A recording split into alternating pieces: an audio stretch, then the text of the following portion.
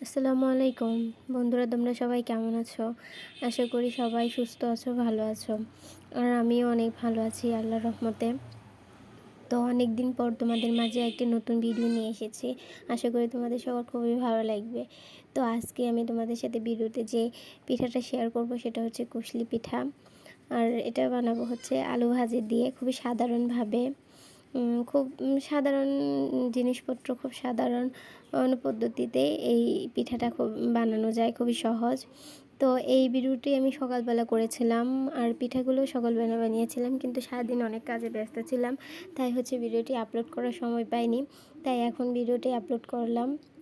তো এখানে প্রথমে হচ্ছে যে গরম পানি, একটি পাতিলে গরম পানি করে ওটাতে একটু হলুদ দিয়ে দিয়েছিল মা।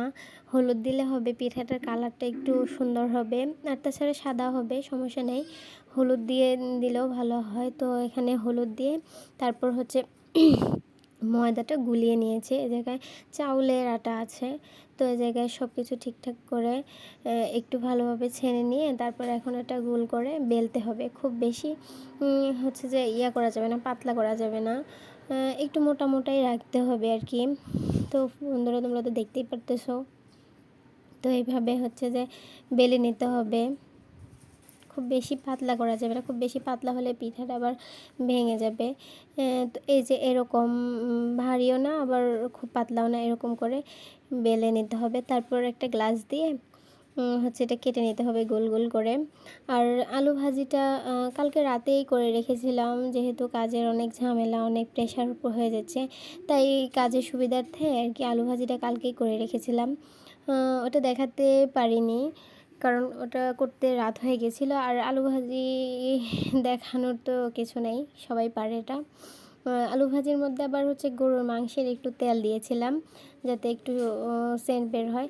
তো যাই হোক, এখানে মা সবগুলো হচ্ছে একটা একটা করে কেটে রাখতেছে, আর আমরা হচ্ছে বানাবো। এই যে দেখতে পারতেছো, খুব বেশি ভারীও না আবার পাতলাও না, একদম মিডিয়াম সাইজ। আর এই জায়গায় আছে হচ্ছে আলু ভাজি, এর মধ্যে রসুনের ফুলও পেঁয়াজের ফুলকে দিয়েছিলাম। আর গরুর মাংসের তেল দিয়ে একটু বেশি ঝাল ঝাল করে হচ্ছে যে ভাজিটা করেছি, কারণ পিঠার সাথে যেহেতু পিঠার মধ্যে দেওয়া হবে, তাই একটু ঝাল ঝাল হলেই ভালো হয়। তো এখানে সবগুলো মা কেটে কেটে রাখতেছে বেলে। আর হচ্ছে জায়গায় ভাজি আছে, তো এটা বানাবো।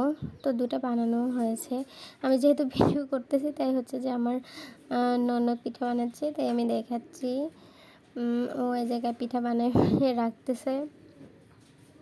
তো এভাবে মানে পিঠার যে বেলে যে রেখেছিল গোল করে, ওটার মাঝখানে হচ্ছে ভাজিটুকু দিয়ে দিতে হবে। খুব বেশি দিলে কিন্তু আবার আটকানো প্রবলেম হয়ে যাবে, অল্প অল্প করে দিতে হবে। দিয়ে একটু আঙ্গুল দিয়ে ঠিকঠাক করে নিলেই ভালো হয়। তারপর এটা আঙ্গুল দিয়ে করে দিতে হবে, আটকায় দিতে হবে, যেন ফাঁক না থাকে আর কি। ফাঁকা না থাকলে ফাঁকা যেন না থাকে, ফাঁকা থাকলে হচ্ছে যে ওই ভাজিগুলো তেলের মধ্যে বের হয়ে যাবে। বের হয়ে গেলে কিন্তু পিঠা তিতা লাগবে, ভিতরের জিনিসগুলো বের হয়ে গেলে তেলের মধ্যে একবারে বেশি ভাজা ভাজা হয়ে যাবে, তখন পিঠার খেতে একদমই ভালো লাগবে না। তাই সাবধানে খুব সুন্দর করে পিঠাটার মানে মুখটুকু আটকিয়ে দিতে হবে, যেন ফাঁকা না থাকে। তো এইভাবেই সবগুলো পিঠা একটু একটু করে বানাচ্ছে। পিঠাগুলো খুবই সাধারণভাবে, খুবই সাধারণ পদ্ধতিতে কিন্তু বানানো যায়। এগুলো কিন্তু জিনিসপত্র সবারই বাড়িতে কম বেশি হাতের কাছে থাকে। এ জায়গায় আলু ভাজি নিয়েছি, চাইলে এ জায়গায় মাংস দেয়া যেতে পারে। মাংস, আর মাংসের সাথে আলু একটু চারকোনা করে কেটে ওটা দেয়া যায়। তো এখন হাতের কাছে মাংসটা ছিল না, তাই ভাবলাম যে শীত যেহেতু চলেই যাচ্ছে, তাই ভাজি দিয়ে মাংস দিয়ে অনেক দিন পিঠা বানানো হয়েছে, তখন ভিডিও করতে পারিনি। যাই হোক, তো আজকে হচ্ছে আলু ভাজি দিয়ে পিঠাটা বানালাম। এই পিঠাটা আমার কাছে খুবই পছন্দ, খুবই ভালো লাগে। এটা কিন্তু খুবই সাবধানতার সাথে মুখটুকু আটকিয়ে দিতে হবে, তাহলে পিঠাটা সুন্দর হবে। এই পিঠে কিন্তু আরও ডিজাইনও করা যায় অনেক। তা এখন যেহেতু কাজ অনেক চাপ পড়ে যাচ্ছে, তাই আজকে আর ডিজাইন করলাম না। তাও দেখা যায় লাস্টে যে দুই একটা ডিজাইন করতে পারি।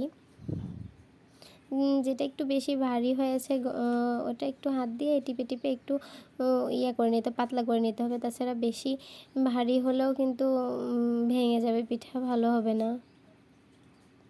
তো এখানে সবগুলো পিঠা একটা একটা করে রাখতেছি। আর একটু বেশি যখন হবে পিঠাগুলো, তারপর ওগুলো তেলে দিয়ে ভাজতে হবে। এখানে মা তেলে ভাজতেছে। তেলের মধ্যে চাইলে আপনারা হচ্ছে যে হলুদ দিতে পারেন, হলুদ দিলে কালারটা আসে। আর বিশেষ করে এগুলো পিঠা কিন্তু খুবই মোচমোচা না হলে ভালো লাগে না, মোচমোচা হলে খেতে ভালো লাগে। একটু বেশি করে ভাজতে হবে।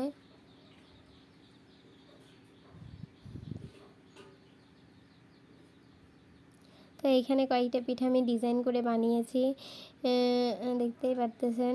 পিঠাগুলো ডিজাইন করলে ভালোই লাগে, কিন্তু আসলে সময় বেশি লাগে, যার কারণে বানানো হয় না। যখন বাড়িতে মেহমান আসে তখন দেখা যায় মেহমানের সামনে দেওয়ার জন্য একটু ডিজাইন করা হয়, কিন্তু যখন স্বাভাবিকভাবে আমরা থাকি বাড়িতে, আমাদের জন্য বানানো হয়, তখন অত ডিজাইন করি না।